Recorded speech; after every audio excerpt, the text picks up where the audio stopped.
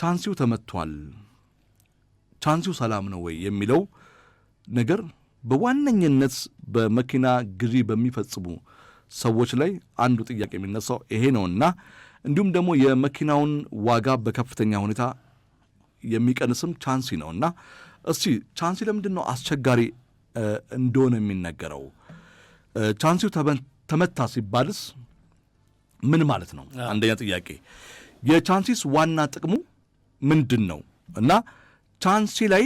ጉዳት የደረሰበት መኪና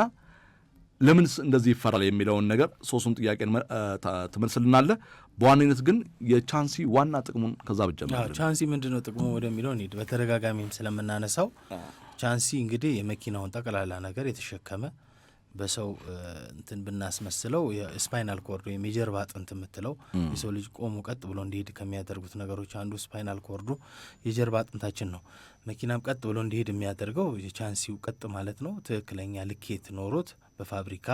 በተለያየ ሜዠርመንቶች ተሰርቶ የተቀመጠ ነው ይሄ ጠንካራ ብረት ሃርድ ከሆነ ስቲል የተሰራ ብረት ነገሮችን ሁሉ ተሸክሟል ላው ላይ ከላይ የመኪናውን ቦዲ ፓርት ሞተሩን ካምቢዮን ኃይል አስተላላፊ አካላትን ጠቅላላ ተሸክሞ ያለው ይሄ ቻንሲ የምንለው ፓርት ነው ስለዚህ ይሄ ቻንሲ በአደጋ ጊዜ ምን ይሆናል ሊመታ ይችላል ለአደጋ ጊዜ ካለበት ቅርጽ ሊቀየር ይችላል ዳይሜንሽኑን ሊያጣ ይችላል ያለበትን ስፋት ጥበት ሊፈጥር ይችላል ስለዚህ በዚህ ጊዜ ምን ይሆናል ልክ የሰው ልጅ ልክ እንደሚያጋጥመው የዲስክ መንሸራተት የጀርባ ህመም ሲያጋጥም ፊዚካሊ ቀጥ ብሎ መሄድ እንደማትችል ሁሉ መኪናም ቀጥ ብሎ መሄድ አይችልም ማለት ነው ወይም ስትሬት ቀጥ ብሎ አይሄድም የመጣመም ነገር ከሴንተር የመውጣት ነገር ሁሉን ነገር በሞዲፊክ ነገር ተደርጎ ሊሆን ይችላል ነገር ግን ምንድነው ልክ በህክምና ሰው እንደሚድነው ሁሉ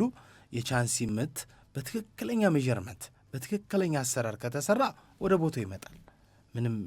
ሰው ሰራሽ የሆነ ነገር ነው አዲስ ነገር አይደለም ምንድነው ማድረግ ያለብን እኛ በግዢ ወቅት ቻንሲ ሲባል ምት እና መጋጨትና ቻንሲ ደግሞ መቀጠል ወይም ቻንሲ ደግሞ መስተካከል የሚሉ ነገሮች ሊኖሩ ይችላል መቀጠል ለምሳሌ የሌላ መኪና ቻንሲ ተቆርጦ የመቀጠል ነገር ከፊት ለፊት ኃይለኛ ወይም ከኋላ ኃይለኛ ግጭት ደርሶበት ያ ብረት ተሰብስቦ ዳሜጅ ሆኗል ስለዚህ የሌላ መኪና ደግሞ ጤነኛ ቻንሲ መጥቶ ሊቀጠልለት ይችላል